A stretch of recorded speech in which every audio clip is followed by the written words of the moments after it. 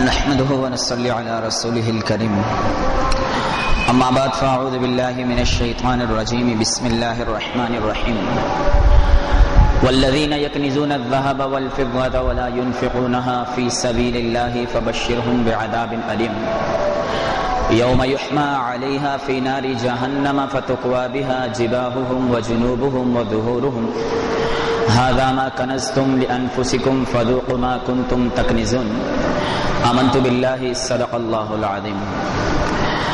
میرے قابل صد احترام محترم عزیز و دوست اور بزرگ، اللہ رب العزت نے انسان کی مادی ضرورتوں کا تعلق مادی چیزوں کے ساتھ رکھا ہے، اور یہ اللہ تبارک و تعالیٰ کا فیصلہ ہے کہ مادی اسباب و وسائل تمام انسانوں میں برابر سرابر تقسیم نہ کیے جائیں۔ بعض لوگوں کو تو مال و دولت اللہ نے اتنا زیادہ دیا ہے کہ ان کی روزمرہ کی ضروریات سے وہ کئی زیادہ ہے، اور بعض لوگوں کو اللہ تبارک و تعالیٰ نے مال و دولت اتنا کم دیا ہے کہ وہ اپنی روزانہ کی جائز ضرورتیں بھی مشکل سے پوری کر سکتے ہیں۔ اللہ تعالیٰ کا ارشاد ہے نحن قسمنا بینہم معیشتہم، ہم نے دنیا کی زندگی میں تمہارے درمیان روزی کو تقسیم کیا ہے۔ اللہ تبارک و تعالیٰ کا اس طرح تقسیم کرنا اور امیر اور غریب کا فرق پیدا کرنا یہ نظام عالم کو چلانے کے لیے انتہائی ضروری تھا۔ اگر میرے دوستوں اور بزرگوں یہ فرق نہ ہوتا تو نظام عالم جو ہے وہ تباہ و برباد ہو جاتا۔ لیکن اس کے بعد اللہ تعالیٰ نے یہ نہیں کہ غریب کو غریب بنا کر چھوڑ دیا، امیر کو امیر بنا کر چھوڑ دیا، بلکہ امیروں کو مالداروں کو اللہ تعالیٰ نے فرمایا کہ وفی اموالہم حق معلوم للسائل والمحروم، کہ تمہارا یہ جو مال ہے اس مال کے اندر محروم لوگوں کا اور فرمایا کہ مانگنے والوں کا جو ہے وہ حق رکھا ہوا ہے۔ گویا کہ مالداروں کے مال کے اندر جو زکوٰۃ کا حصہ بنتا ہے وہ غریبوں کا حق بنتا ہے۔ غریبوں پر احسان نہیں کرتا زکوٰۃ دے کر مالدار، وہ غریبوں کا حق بنتا ہے۔ اور جو مالدار اپنے مال کی زکوٰۃ نہیں نکالتا وہ نہ صرف یہ کہ گناہگار سمجھا جاتا ہے بلکہ وہ ظالم اور غاصب بھی شمار کیا جاتا ہے۔ میرے محترم عزیزوں، زکوٰۃ اتنی اہم ترین عبادت ہے کہ شہادت توحید و رسالت اور اقامت صلاۃ کے بعد اسلام کا تیسرا اور سب سے اہم ترین رکن جو ہے وہ زکوٰۃ ہے۔ زکوٰۃ کی اہمیت کا اندازہ اس بات سے آپ لگائیں کہ صرف قرآن عظیم الشان کے اندر اللہ تبارک و تعالیٰ نے زکوٰۃ کا ذکر نماز کے ساتھ 70 سے زائد مقامات پر کیا ہے۔ اس سے نماز اور زکوٰۃ کا قریب قریب ہونا معلوم ہوتا ہے۔ اور پھر نبی کریم صلی اللہ علیہ وسلم نے تو بات ہی ختم فرما دی، فرمایا کہ جو آدمی اپنے مال کی زکوٰۃ نہ دے اللہ اس کی نماز بھی قبول نہیں فرماتا ہے۔ اور میرے دوستوں اور بزرگوں، تاجدار مدینہ صلی اللہ علیہ وسلم جب دنیا سے تشریف لے گئے تو آپ صلی اللہ علیہ وسلم کے جانے کے بعد لوگوں نے جو ہے وہ شہادت توحید و رسالت پر تو اتفاق رکھا اور نماز کو بھی قائم رکھا، لیکن بعض لوگوں نے زکوٰۃ دینے سے انکار کر دیا۔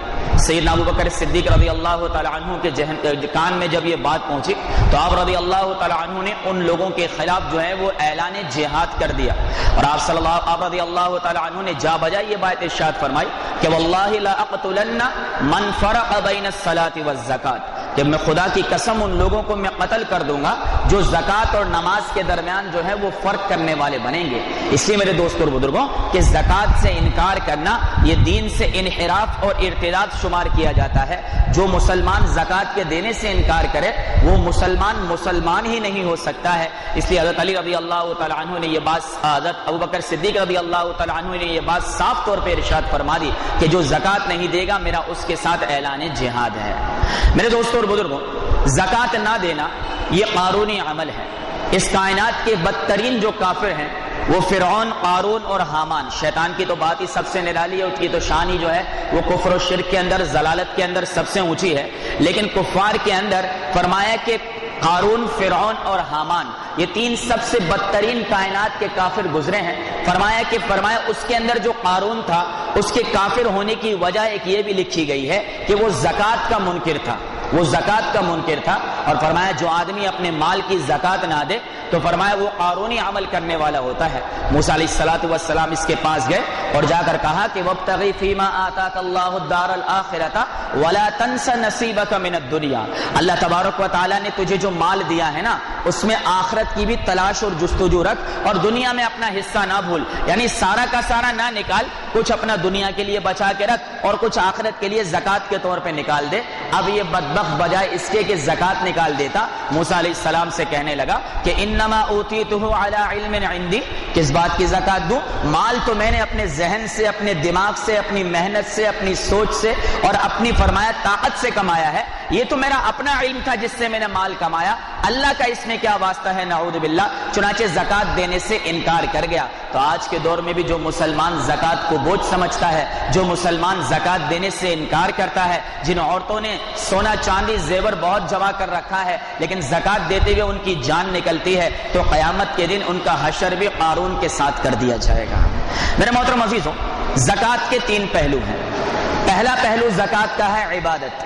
جس طرح نماز کے اندر بندہ قیام کے اندر، رکوع کے اندر اور سجدے میں اپنی تذلیل کا اور اللہ کی عزت کا اقرار کرتا ہے، بعینہ ہی جو مسلمان اپنے مال سے زکات نکالتا ہے وہ اپنے عمل سے اس بات کا اقرار کرتا ہے کہ میرے مولا یہ مال میرا نہیں ہے، یہ تیرا ہی دیا ہوا ہے، تو نے اس میں سے 40واں حصہ یعنی 2.5% نکالنے کا کہا تو میں تیرے نام پر اسے قربان کر رہا ہوں، اور میرا یہ جذبہ ہے اگر تو مجھ سے سارا کا سارا مال بھی مانگ لیتا تو میں سارا کا سارا مال بھی تیرے نام پہ قربان کرنے والا بن جاتا۔ دوسرے نمبر پر زکات کے اندر اخلاقیات شامل ہیں کہ زکات کے ذریعے سے مسلمان جو ہے وہ غریب، نادار، بے کسا، یتیموں، بیواؤں اور مظلوم لوگوں کی مدد اور اعانت کرتا ہے، اور یہ اخلاق کا سب سے بڑا مظاہرہ ہے۔ اور تیسرے نمبر پر زکات کے اندر افادیت بھی شامل ہے۔ افادیت کیسی ہے کہ میرے دوستوں اور بزرگوں، مال سے جو محبت ہے اسے قرآن اور حدیث کے اندر روحانی بیماری بتایا گیا ہے۔ ایک جسمانی بیماری ہوتی ہے نا، سر میں درد ہو گیا، کان میں درد ہو گیا، ناک میں درد ہو گیا، داڑھ میں درد ہو گیا، پیٹ میں درد ہو گیا، یہ جسمانی بیماریاں ہیں۔ بعینہ ہی اسی طرح فرمایا کہ مال سے جو محبت ہے وہ روحانی بیماری ہے، اور زکات کے ذریعے سے اس روحانی بیماری کا علاج کیا جاتا ہے۔ یعنی جو آدمی اپنے مال کی زکات نکالتا ہے، اللہ تعالیٰ اس کے دل سے مال کی محبت کو ختم کر کے اس کے دل کو مال کی محبت سے پاک کر دیتا ہے۔ خود اللہ کا قرآن کہتا ہے کہ خذ من اموالہم صدقۃ تطہرہم وتزکیہم بہا، کہ آپ ایمان والوں کے مالوں میں سے زکات کو وصول کیجئے، صدقے کو یعنی زکات کو وصول کیجئے تاکہ ہم ان کے نفس اور ان کے دلوں کو جو ہے وہ پاک کرنے والے بن جائیں۔ یہی وجہ ہے میرے دوستوں اور بزرگوں کہ زکات کے 2 معنی ہیں۔ ایک زکات کے معنی ہے بڑھنا، کیونکہ زکات دینے سے آدمی کے مال میں برکت پیدا ہوتی ہے، اور دوسرا زکات کے معنی ہے پاکی کے، کہ زکات دینے سے انسان کا نہ صرف مال پاک ہوتا ہے بلکہ انسان کا باطن بھی جو ہے اللہ تبارک و تعالیٰ پاک فرما دیتے ہیں۔ میں نے آپ حضرات کے سامنے 2 آیتیں تلاوت کی تھی۔ ان آیتوں کے اندر اللہ تعالیٰ نے زکات نہ دینے والوں کی بڑی سخت وعید بیان فرمائی ہے۔ ارشاد ربانی ہے والذین یکنزون الذهب والفضة ولا ينفقونها في سبيل الله فبشرهم بعذاب أليم، فرمایا کہ جو لوگ سونا چاندی جمع کر کے رکھتے ہیں اور اسے اللہ کے نام پر خرچ نہیں کرتے یعنی اس کی زکات نہیں دیتے، اللہ تعالیٰ نے اپنے حبیب سے فرمایا کہ انہیں خوشخبری دے دیجئے دردناک عذاب کی۔ اب بات ختم نہیں ہوئی، عذاب بھی بتا دیا گیا کہ جو اپنے مال کی زکات نہیں دے گا، یوم یحما علیہا فی نار جہنم فتقوی بہا جباہہم وجنوبہم وظہورہم، فرمایا قیامت کے دن ان کے مالوں کو تپایا جائے گا جہنم کے اندر، ان کی پیشانیوں کو، ان کے پہلوؤں کو اور ان کی پیٹھوں کو داغا جائے گا، اور ایک فرشتہ ان سے کہے گا ھذا ما کنزتم لانفسکم، یہ تیرا وہی تو خزانہ ہے جسے تو پسند کرتا تھا، فذوقوا ما کنتم تکنزون، اب مزہ چکھ لے اپنے جمع کیے ہوئے مال کا۔ اتنا آسان طریقے سے اللہ نے زکات نہ دینے والوں کو سمجھایا کہ دے دو ورنہ عذاب ہوگا۔ آج ان عورتوں کے لیے زیور کی زکات دینا بوجھ ہے، ان کے ہاروں کو آگ کا بنا کر ان کے گلوں میں ڈالا جائے گا، ان کی بالیاں آگ کی بنا کر فرمایا کانوں میں ڈالی جائیں گی، ان کی فرمایا ناک کی لونگ کو آگ کی بنا کر ڈالی جائے گی، اور ایسی جہنم کی آگ سے تپائی جائے گی کہ ان کے کان اور ناک میں سے آگ کی لپٹیں نکلنا شروع ہو جائیں گی۔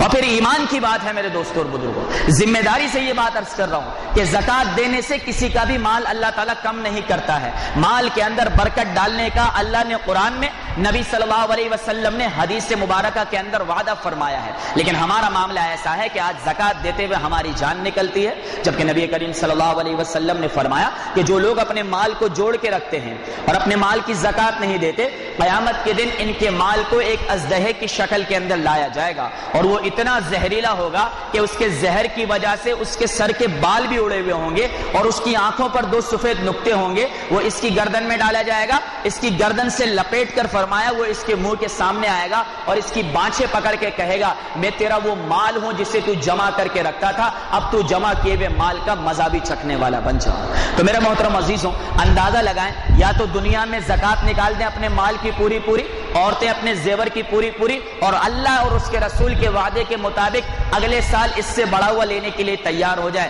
یا تو روک کے رکھنے والے بن جائیں میرے دوستوں اور بزرگوں، اور دنیا میں ذلت اور رسوائی اور آخرت کے اندر فرمایا عذاب کے لیے تیار ہو جائیں، کیونکہ مال تو نکلنا ہے میرے بھائی، مال تو نکلنا ہے۔ اللہ کے نام پر نکال دیں گے تو ثواب بھی ملے گا، بڑھے گا بھی، برکت بھی آئے گی، ہلاکت سے بھی بچے گا، اور اگر نہیں نکالا اللہ کے نام پہ تو بیماریوں کی نظر ہو جائے گا، کورٹ کچہریوں کی نظر ہو جائے گا، بیوی بچوں کی ناجائز خواہشات کی نظر ہو جائے گا۔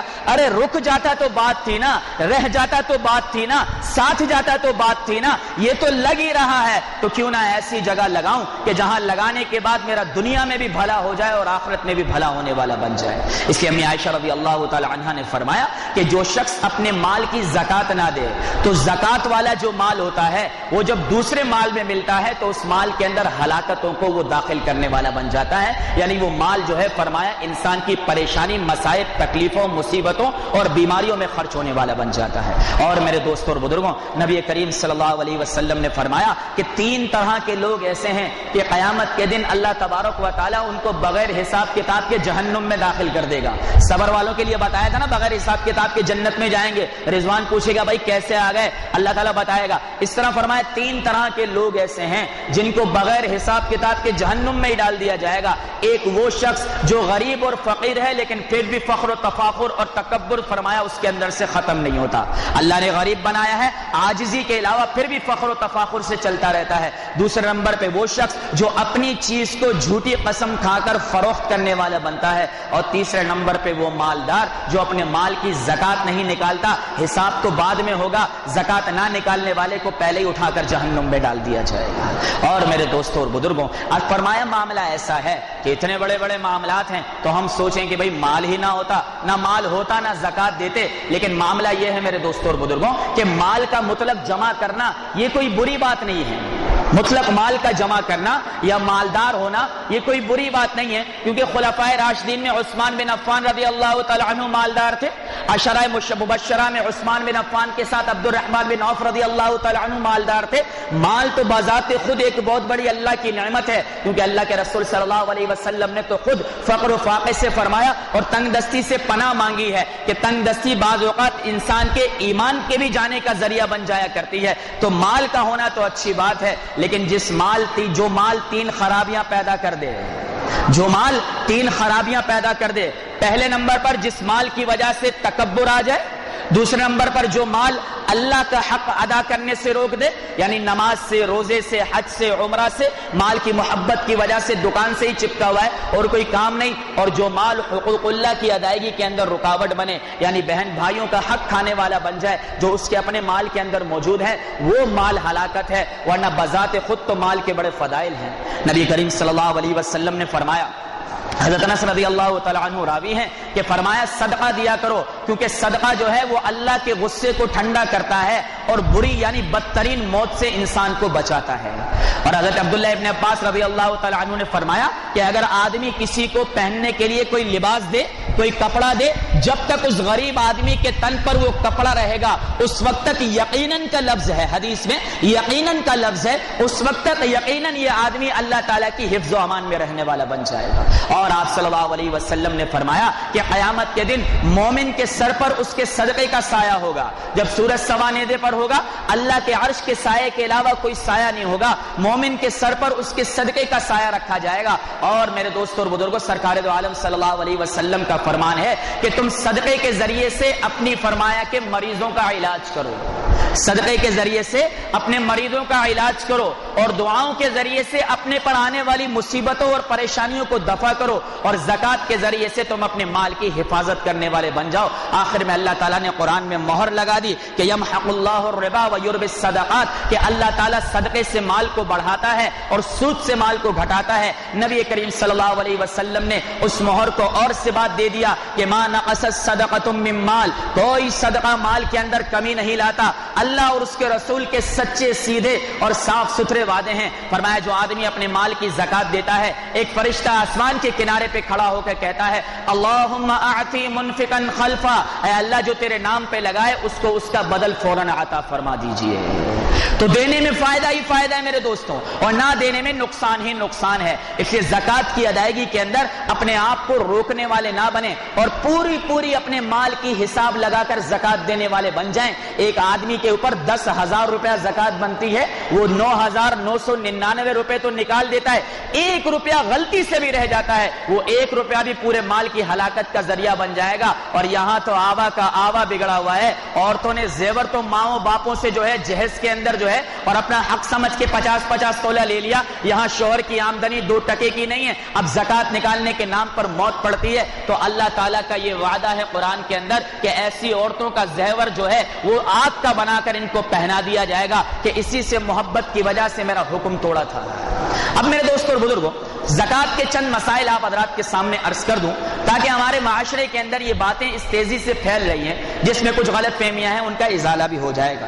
زکات کس پر فرض ہے؟ ہر مسلم پر، مسلمان پر یعنی غیر مسلم پر فرض نہیں، ہر عاقل پر، پاگل آدمی پر زکات فرض نہیں ہے چاہے کتنا مالدار ہو، ہر بالغ پر، نابالغ بچے پر زکات فرض نہیں چاہے اس کی ملکیت میں کتنا ہی مال کیوں نہ ہو، اور صاحب نصاب پر فی زمانہ 2014 کے اندر جو آدمی 40,000 روپے کا مالک ہے اور پچھلے سال بھی اس کے پاس اتنا ہی مال تھا، اس پر زکات واجب ہو چکی ہے، اب اس سے زیادہ جتنا ہے اس کا حساب لگا دے۔ تو مسلمان پر، عاقل پر، بالغ پر اور صاحب نصاب پر زکات جو ہے وہ فرض ہے۔ زکات کا معاملہ ایسا ہے کہ 7.5 تولہ سونا یا 52.5 تولہ چاندی، اس بات کو سمجھ لیجئے عورتیں اس معاملے میں بڑی خوش فہمی کا شکار رہتی ہیں۔ اگر کسی زمانے کے اندر 7.5 تولہ سونا جو ہے وہ سستا ہو جائے اور 52.5 تولہ چاندی مہنگی ہو جائے تو 7.5 تولہ سونے کے حساب سے زکات نکالی جائے گی، اس کا نصاب بنایا جائے گا۔ لیکن فی زمانہ 7.5 تولہ سونے کی قیمت 3 لاکھ سے بھی اوپر ہے، جبکہ 52.5 تولہ چاندی کی قیمت 40-42 ہزار روپیہ بنتی ہے۔ اس لیے 52.5 تولہ چاندی کا نصاب لگایا جائے گا، 7.5 تولہ سونے کا اس زمانے میں کوئی بھی حساب نہیں ہے۔ 7.5 تولہ تو جس پر سونا ہے نا اس کے اوپر تو تقریباً 8,000 روپے کے قریب جو ہے وہ زکات بنتی ہے۔ اس لیے یہ بات سمجھ لیجئے کہ نصاب میں سونے کا حساب نہیں، چاندی کا حساب ہے۔ آپ کے پاس 40,000 روپیہ نگد ہے یا آپ کے پاس 40,000 کا سونا ہے یا 40,000 کی چاندی ہے یا 40,000 کا مال تجارت ہے تو آپ پر زکات فرض ہے۔ اگلا معاملہ ایسا ہے کہ زکات کا حساب چاند کی تاریخ سے لگایا جاتا ہے۔ آپ کلوزنگ جون سے جون کر لیں میرے دوستوں، لیکن زکات کا حساب جو لگے گا یا محرم سے محرم یا رجب سے رجب یا شعبان سے شعبان یا رمضان سے رمضان ہوگا۔ انگریزی تاریخ کے حساب سے اگر آپ اپنی زکات کا سال پورا سمجھیں گے تو 33 سال کے بعد آپ کے اوپر 1 سال کی زکات جو ہے وہ اللہ کی طرف سے ادھار ہو جائے گی، کیونکہ انگریزی مہینہ اسلامی مہینے سے 10 دن کم ہوتا ہے، لہذا 33-35 سال کے بعد جو ہے وہ آپ کے اوپر 1 سال کی زکات بڑھ جائے گی۔ بہتر یہ ہے مسلمان کے لیے کہ شب برات سے شب برات کا حساب رکھ لے اور رمضان میں نکالنا شروع کر دے۔ شب برات کا حساب اس لیے کہ یہ 15 دن مل جائیں، بھائی پچھلے سال کا کچھ باقی ہے تو نکال دیا جائے اور رمضان سے اس سال کی اپنی زکات کو نکالنا شروع کر دیں۔ اگلا معاملہ ایسا ہے کہ شوہر اگر قرض دار ہے تو بیوی کی زکات معلوم۔ بہت سارے لوگ مسئلہ پوچھ رہے ہیں جی ہم قرض دار ہیں، ہم پر زکات ہے؟ نہیں ہے جی زکات۔ اچھا آپ کی بیوی کے پاس زیور ہے؟ جی ہاں ان کے پاس تو ہے۔ تو شوہر کی نماز شوہر پر، بیوی کی نماز بیوی پر، شوہر کا روزہ شوہر پر، بیوی کا روزہ بیوی پر، شوہر کی زکات شوہر پر، بیوی کی زکات بیوی پر۔ شوہر کے قرض دار ہونے کی وجہ سے بیوی اگر مالدار ہے اور صاحب نصاب ہے اور زیورات کی مالک ہے تو بیوی کی زکات معاف نہیں ہوگی۔ بیوی اپنا زیور بیچ کر بھی زکات نکالے، اب وہ کہے جی ہمارے گھر میں تو فاقے پڑے ہوئے قرضے کی وجہ سے، تو پھر اللہ کی بندی اپنا زیور کبوتر بیچ کے اپنے شوہر کا قرضہ اتار دے، اس کام میں تو تیری جان نکلے گی، باقی قرضے میں تو ضرور شامل ہو جائے گی۔ ویسے تو قرضہ آپ کا ہے جی، آپ جانو آپ کا کام، خود الٹے سیدھے کام بیٹھ کے دکانوں پہ کرتے ہو، اور آ کر ہمارے متھے جب زکات کا وقت آ جائے تو اب میاں بیوی ایک ہو جاتے ہیں، جی ہم پر تو قرضہ ہے، زکات کا ذرا مولوی صاحب سے حساب تو پوچھیے۔ تو مولوی صاحب کہہ رہے ہیں میری بہن اپنے زیور کی زکات نکال، شوہر کے قرضے کی وجہ سے تیرے زیور کی زکات معاف نہیں ہوگی۔ اگلا معاملہ ایسا ہے کہ زکات دیتے وقت بتانا ضروری نہیں ہے کہ میں زکات دے رہا ہوں یا نہیں دے رہا ہوں، یعنی کہ میرے دوستوں اور بزرگوں نیت ہو جائے۔ ایک آدمی بیچارہ سفید پوش ہے، یا آپ جانتے ہیں زکات کا کہوں گا، اس کو پتا ہے لیکن کہوں گا، آپ کہیں بھائی میری طرف سے رکھ لو، یار بچوں کی عیدی ہے، یا میری طرف سے عیدی ہے، یار بچوں کے کپڑے بنوا لینا، آپ انعام رکھ لو، آپ ہدیہ رکھ لو، آپ تحفہ رکھ لو، کچھ بھی الفاظ کہہ کر آپ زکات دے دیجئے۔ زکات دیتے وقت یہ کہنا ضروری نہیں کہ یہ زکات ہے، لیکن نیت کا ہونا ضروری ہے۔ اگر آپ نے نیت نہ کی اور دے دیا تو زکات ادا نہیں ہوگی۔ اگلا معاملہ ایسا ہے کہ ہر مال پر سال گزرنا ضروری نہیں ہے۔ مثال کے طور پر ایک آدمی کے پاس پچھلے سال 2 لاکھ روپیہ تھا، اس نے 2 لاکھ روپے پر زکات نکال دی 5,000 روپے۔ اب اس سال رمضان سے پہلے کہیں سے اس کے پاس 3 لاکھ روپے آ گیا، اب اس کے ہو گئے 5 لاکھ۔ اب جب یہ رمضان میں حساب کرنے بیٹھے گا تو اسے 5 لاکھ روپے پر زکات نکالنی پڑے گی، کیونکہ درمیان میں جو آیا گیا اس کا حساب نہیں۔ جس دن آپ کا سال پورا ہوگا اس دن اگر پچھلے سال سے کم ہے تو کم پر نکالیں، اس دن اگر پچھلے سال سے زیادہ ہے تو زیادہ پر نکالیں، اور رب کا اور رسول کا وعدہ ہے زکات پوری ادا کر دو، انشاءاللہ آئندہ سال اس سال سے زیادہ ہی مال نظر آئے گا۔ زکات کو ادا کرنا ہے، پھینکنا نہیں ہے۔ ہمارے یہاں بعض لوگ سمجھتے ہیں جی زکات بس نکال دی جو بات بنے، نہ نہ نہ نہ، زکات کو جس طرح نکالنا فرض ہے اس طرح صحیح طرح پہنچانا فرض ہے۔ مشائخ فرماتے ہیں 3 حصے کر لو۔ پہلا حصہ اپنے قریبیوں کا، بہن بھائیوں کو دیکھ لو، چچا ماموں کو دیکھ لو، خالہ پھپھی کو دیکھ لو، بھتیجے بھتیجیوں کو دیکھ لو، بھابھی کو دیکھ لو، بھاوج کو دیکھ لو، بہو کو دیکھ لو، ان کو زکات دے دو۔ ماں باپ اولاد کو، اولاد ماں باپ کو، میاں بیوی ایک دوسرے کو، اور اس طرح فرمایا کہ دادا دادی پوتے پوتی ان رشتوں میں زکات نہیں ہوتی، باقی تمام رشتوں میں زکات ہوتی ہے۔ پہلا یہاں دیکھا جائے۔ دوسرے نمبر پر حصہ قوم برادری کا، اور ایک حصہ مدارس کا ضرور رکھنا چاہیے۔ مدارس زکات کے سب سے زیادہ، سب سے صحیح اور سب سے بہترین مصارف ہیں۔ آج آدمی دینے کے بعد سوچتا ہے اور دیکھتا ہے یار زکات کے پیسے لے کر گیا تھا اور جوڑا تو میرے بیٹے سے بھی مہنگا پہنا ہوا ہے، زکات کے پیسے لے کر گئی تھی اور اس کی ٹپ ٹاپ تو میرے سے زیادہ ہے، تو دل دکھتا ہے۔ مدارس میں زکات دے دی جائے میرے دوستوں اور بزرگوں کہ پورے نہ صرف ثواب کی امید، صرف زکات کا ثواب نہیں ملے گا، نہ جانے یہ مولوی کس کی زکات کے پیسے سے یہاں بن کے مولوی بیٹھا ہے اور ہزاروں لوگوں میں مسائل بیان کر رہا ہے، کس کا پیسہ نہ جانے ہماری پڑھائی پہ، ہماری کتابوں پہ اور ہمارے فرمایا رہن سہن پر آ کے لگا، اور آج وہ فرمایا آپ کے سامنے علم کی صورت میں آ رہا ہے اور اس کو ثواب مل رہا ہے۔ اس لیے مدارس کا حصہ فراموش نہیں کرنا چاہیے۔ ایک حصہ مدارس کے لیے رکھیں اور زکات کی ادائیگی کے لیے دیکھ لیا جائے۔ بعض اوقات اپنے قریبیوں میں کوئی غریب نہیں تو وہ حصہ بھی مدارس کے اندر ڈال دیا جائے تاکہ مدارس کی زیادہ سے زیادہ جو ہے وہ اعانت اور مدد ہو سکے۔ اگلا معاملہ ایسا ہے کہ بعض لوگ ایڈوانس کے اوپر کوئی گھر، کوئی مکان، کوئی دکان خرید لیتے ہیں۔ اب ایڈوانس کے اوپر جو آپ نے گھر، مکان اور دکان لیا ہے تو ایڈوانس میں جمع کی ہوئی رقم پر زکات آپ ہی کو نکالنی پڑے گی، کیونکہ ایڈوانس میں دی ہوئی جو رقم ہوتی ہے وہ ادھار شمار کی جاتی ہے اور ادھار کے مال پر زکات دینی پڑتی ہے۔ ہاں اگر آپ کا گھر پگڑی کا ہے، دکان پگڑی کی ہے، تو پگڑی کے دی ہوئی رقم پر زکات آپ کے ذمہ نہیں ہے، وہ اس مالک کے ذمہ ہے جس کے آپ نے حوالے کر دیا۔ اگر وہ رقم وہ خرچ کر چکا ہے تو ٹھیک ہے، لیکن اگر اس کے پاس موجود ہے تو پگڑی کے مکان اور دکان کی جو فرمایا زکات ہے وہ مالک کے ذمہ ہے۔ ایڈوانس پہ رقم کی جو دکان یا مکان لیا ہے تو وہ فرمایا لینے والے کو اس کی زکات دینی پڑے گی، وہ آپ کا ادھار ہے، جب جائیں گے تو آپ کو ملنے والا بن جائے گا۔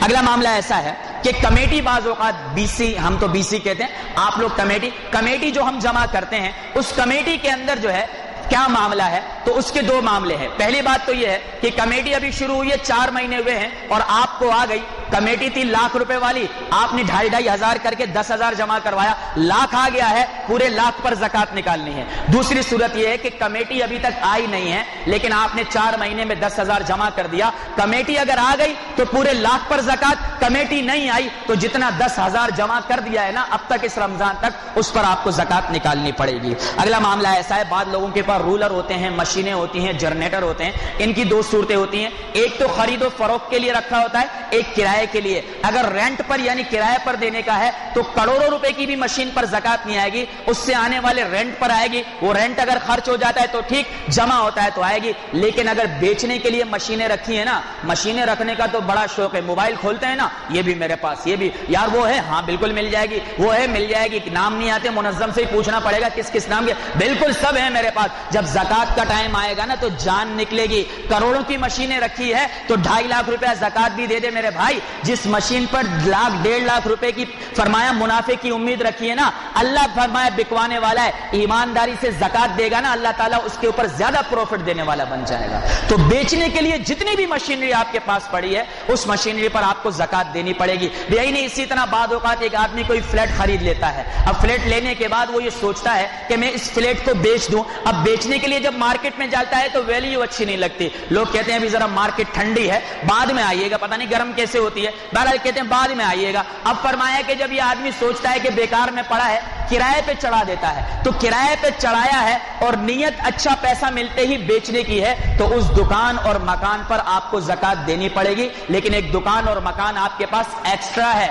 آپ کی ضرورت سے زیادہ ہے، لیکن اس لیے رکھا ہے کہ یار اس سے آنے والے کرائے سے گھر کا حساب کتاب چلتا ہے، تو اس صورت میں زکات نہیں آئے گی. نیت پر معاملہ ہے، نیت ابھی یا فیوچر میں بیچنے کی ہے تو اس دکان اور مکان کا فرمایا زکات ادا کرنی پڑے گی، اور نیت بیچنے کی نہیں ہے تو آپ اس سے کرایہ ساری زندگی کھاتے رہیں، اس پر زکات نہیں آئے گی. اگلا معاملہ ایسا ہے کہ بعض اوقات آدمی شادی کے لیے، حج کے لیے یا فرمایا کسی دکان مکان خریدنے کے لیے اپنے پاس مال رکھتا ہے، لیکن ابھی تک نہ بچیوں کی شادی ہوئی، نہ حج پہ گئے، نہ دکان مکان لیا. اب جب زکات کا وقت آئے نا تو اس میں سے بھی زکات دینی پڑے گی. یہ بچیوں کے لیے ہے، بچیوں کی شادی کے لیے، یہ اللہ کے یہاں حساب نہیں چلتا. مال ابھی تک آپ کی ملکیت میں ہے، نہ شادی پہ خرچ ہوا، نہ حج پہ، نہ دکان مکان کے لینے پہ. اب زکات کے حساب کے وقت آپ کو اس سے پورا حساب کر کے زکات ادا کرنی پڑے گی، ورنہ گناہگار ہوں گے. ورنہ میرے بھائی نہ کر فرمایا حساب زکات کا.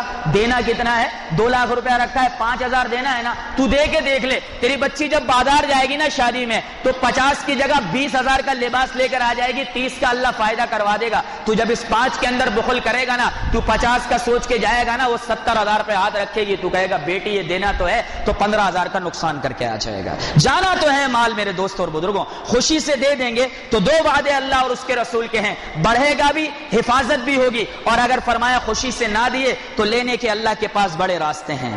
آگے مسئلہ ایسا ہے کہ منگنی کے معاملے پر ہمارے یہاں بڑی لین دین چلتی ہے. منگنی تو بس الامان والحفید والا معاملہ بن چکی ہے. جب نئی نئی منگنی ہوتی ہے تو فرمایا جو لڑکا ہے اس کی بہن کو بھی جذبہ، اس کے بھائی کو بھی جذبہ، ماں کو بھی جذبہ، خالہ ماموں پھپھی کو جذبہ، ہر آ کے ہار ڈال رہا ہے. اس غریب بچی نے زندگی میں اتنا زیور نہیں دیکھا جتنا منگنی میں آ جاتا ہے. اب جب یہ منگنی ٹوٹتی ہے نا تو پہلا نعرہ کیا لگتا ہے؟ سونا واپس لاؤ، زیور واپس لاؤ.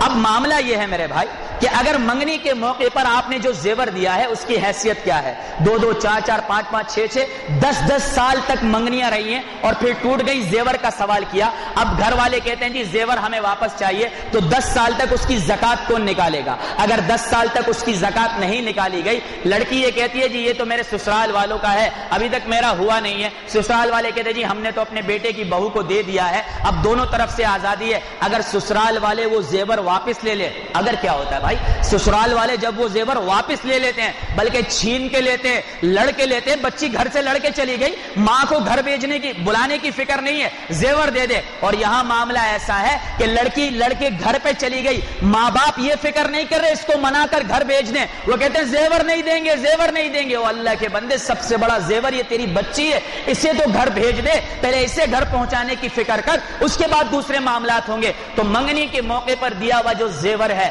عرف عام کے اندر منگنیاں ٹوٹنے کے بعد وہ واپس لے لیا جاتا ہے. اس لیے فرمایا لڑکے کے گھر والوں پر اس کی زکات ادا کرنا لازم ہوگا. اگلا معاملہ ایسا ہے کہ بعض اوقات ایسا ہوتا ہے کہ بعض اوقات بعض عورتوں کے پاس مال بہت زیادہ ہوتا ہے، زیورات بھی ہوتے ہیں، لیکن اللہ کی شان وہ بیوائیں ہوتی ہیں. اب بیوائیں یہ سمجھتی ہیں کہ بیوہ ہونا اس بات کی دلیل ہے کہ ہمیں زکات لینی ہے. یہ غلط بات ہے. اگر کوئی بیوہ صاحب نصاب ہے اور مالدار ہے تو اس کو خود زکات دینی چاہیے. بیوہ ہونے سے زکات معاف نہیں ہوتی، یتیم ہونے سے زکات معاف نہیں ہوتی جب تک کہ بالغ نہ ہو. بالغ ہونے کے بعد تو فرمایا بیوہ ہونا اس بات کی نشانی نہیں. کئی ایسی عورتیں ہیں فرمایا ہے جن کے بارے میں سنا کہ مالدار ہیں, زیورات والی ہے, پھر بھی زکاتوں میں بھیک مانگتی ہوئی پھرتی ہیں, کہتے جی ہم تو بیوہ ہے. اگر کوئی عورت بیوہ ہے میری بہن اور اس کے پاس زیورات ہیں تو اس کو زکات دینی پڑے گی, اور کوئی بیوہ عورت آپ سے زکات مانگ رہی ہے, آپ جانتے ہیں یہ مالدار ہے, صرف بیوہ ہونے کی بنیاد پر اگر آپ نے اس کو زکات دی تو آپ کی زکات ادا نہیں ہوگی. اگلا معاملہ ایسا ہے کہ جس کی آمدنی معقول ہو. بعض اوقات ایک آدمی ہے, اس کا اپنا گھر ہے, موٹر سائیکل بھی ہے, فریج, واشنگ مشین, ساری چیزیں گھر میں موجود ہے, آمدنی بھی 10-20 ہزار روپیہ ہے, لیکن اخراجات اس کے زیادہ ہیں. وہ جتنا آتا ہے سب عزت کے ساتھ فرمایا گھر میں لگا دیتا ہے. ایسا آدمی اگر زکات کا تقاضا کرے کہ جس کی آمدنی معقول ہے لیکن سب خرچ ہو جاتی ہے, تو اسے بھی زکات کی مد میں سے جو ہے وہ زکات کی رقم دی جا سکتی ہے, اس سے زکات ادا ہو جائے گی. اگر کسی عورت کا شوہر بد کردار ہے, زانی ہے, شرابی ہے, جواری ہے, اور مالدار ہے, اور مالدار ہونے کے باوجود وہ اپنی بیوی کو تنگ رکھتا ہے, اور بیوی کے پاس, بیچاری کے پاس کچھ نہیں, وہ عزت کے ساتھ گھر میں بیٹھی ہے, تو ایسے بد کردار شوہر کی بیوی کو زکات دینا نہ صرف جائز ہے بلکہ ثواب بھی ہے. نہ صرف جائز ہے بلکہ ثواب بھی ہے, کیونکہ اس بے غیرت کی بد کرداری تو ختم ہونی نہیں ہے. نہ یہ جوا چھوڑے گا, نہ یہ شراب چھوڑے گا. اگر اس بہن کی زکات کی مد سے مدد نہ کی گئی تو وہ بہن بھی خدا نہ خواستہ غلط کاری میں نہ لگ جائے. اس لیے ایسی عورت کی مدد کرنا جس کا شوہر بد کردار ہو, اس میں زکات بھی ادا ہوگی اور ثواب بھی زیادہ ملے گا. اگلا معاملہ ایسا ہے کہ اگر کسی عورت کی شادی کو 2, 4, 5, 6 سال گزر گئے اور زکات میں سمجھتی نہیں کہ زکات کیا ہوتی ہے, زکات دینے میں, لینے میں تو سمجھتی ہے, دینے میں نہیں سمجھتی زکات کیا ہوتی ہے. اب فرمایا 2-4 سال کے بعد کہیں سے سنا تو احساس ہوا, اب سوچا کہ بھائی میری شادی کو تو 2, 4, 5, 10 سال ہو گئے اور میں نے کبھی دیا نہیں, تو جتنے بھی سال شادی کو ہوئے ہیں اور جب سے صاحب نصاب ہوئے گی تمام سالوں کے حساب کر کے زکات دینی پڑے گی. ارے میری بہن تو ہمت کر کے حساب لگا لے کہ چل تیرے پہ 5 لاکھ روپے زکات بنی, آمدنی 5,000 ہے, تو ہمت کر کے نکالنا شروع کر. اگر تیری موت سے پہلے وہ پوری ہو گئی تو اللہ معاف کر دے گا, اور پوری نہ ہوئی تو مجھے میرے رب کی ذات سے یہ امید ہے کہ تیرا اخلاص دیکھ کر بھی اللہ تعالیٰ تجھے زکات کے ادا کرنے والوں میں شامل کر دے گا, کیونکہ زکات اللہ کا حق ہے, اللہ کی مرضی ہے, وہ جسے چاہے معاف کر دے. اگلا معاملہ ایسا ہے, بعض لوگ کہتے ہیں جی ہماری آمدنی کم ہے لیکن زکات زیادہ ہے, تو کیا زکات کو یکمشت ادا کیا جائے یا تھوڑی تھوڑی کر کے؟ دونوں صورتوں میں اجازت ہے. اگر آپ کے پاس مال ہے اور 50,000 روپے زکات بنتی ہے تو یکمشت زکات ادا کر سکتے ہیں, اور اگر نہیں تو ہر مہینے 5,000 روپے اپنی سیلری سے یا آمدنی سے بھی زکات دے کر 10 مہینے میں پوری کر سکتے ہیں. لیکن اس رمضان کی حساب کی ہوئی زکات کو آئندہ رمضان سے پہلے دینا ضروری ہے. اگلا معاملہ ایسا ہے, بعض لوگ یہ سمجھتے ہیں کہ رمضان ہی میں زکات دینا ضروری ہے. میرے دوستوں ضروری تو نہیں ہے, آپ دے سکتے ہیں, لیکن رمضان میں زکات دینے کے 2 فائدے ہیں. رمضان میں زکات دینے کے 2 فائدے ہیں. ایک تو ثواب زیادہ ہے, فرض کا ثواب 70 گنا بڑھ جاتا ہے. زکات فرض ہے, اس کا رمضان میں ادا کرنے سے 70 گنا ثواب بڑھ جاتا ہے. دوسرے نمبر پر رمضان المبارک میں مستحق لوگ بہت زیادہ سامنے آتے ہیں, مستحقین بہت زیادہ نظر آتے ہیں. عام دنوں میں یہ مدرسے والے بیچارے کہاں آتے, یہ مستحق لوگ گلی گلی گھوم کے کہاں بیچارے مانگتے. تو رمضان کے مہینے میں رجحان بنا ہوتا ہے, رمضان کے مہینے میں ذہن بنا ہوا ہوتا ہے. اس لیے رمضان کے مہینے میں اگر آپ کے پاس مال ہے اور زکات کا حساب بھی کر دیا تو رمضان ہی میں زکات کو نکال دینا چاہیے. ورنہ بعض لوگوں کی اپنی ترتیبیں ہوتی ہیں, مہینہ باندھا ہے کسی کا, یا کوئی اور مدرسوں کا مہینہ باندھا ہے, یا عید کے بعد کسی کو دینے کا پروگرام ہے. تو بہرحال زکات ایک فرض ہے میرے دوستوں اور بزرگوں, یہ جتنا جلدی ہو سکے ادا کر لی جائے. لیکن اتنا ضرور عرض کروں گا, آخری بات اور بات ختم کروں گا, کہ بھائی جتنی زکات ہم پر بنتی ہے, 2014 میں مجھ پر 60,000 روپیہ زکات بنتی ہے, لکھ کے رکھ لی جائے اور نکالتا جائے تو لکھتا چلا جائے, تاکہ مرنے کے بعد اولاد جب اپنا مال بانٹے گی نا میرے بھائی, اپنا لے لے گی نا, یہ میرا, تو باپ کا لکھا ہوا پرچہ سامنے آئے گا کہ بھائی باپ پر 30,000 روپیہ زکات کا باقی تھا, تو پہلے زکات نکال کر ادا کرے گی,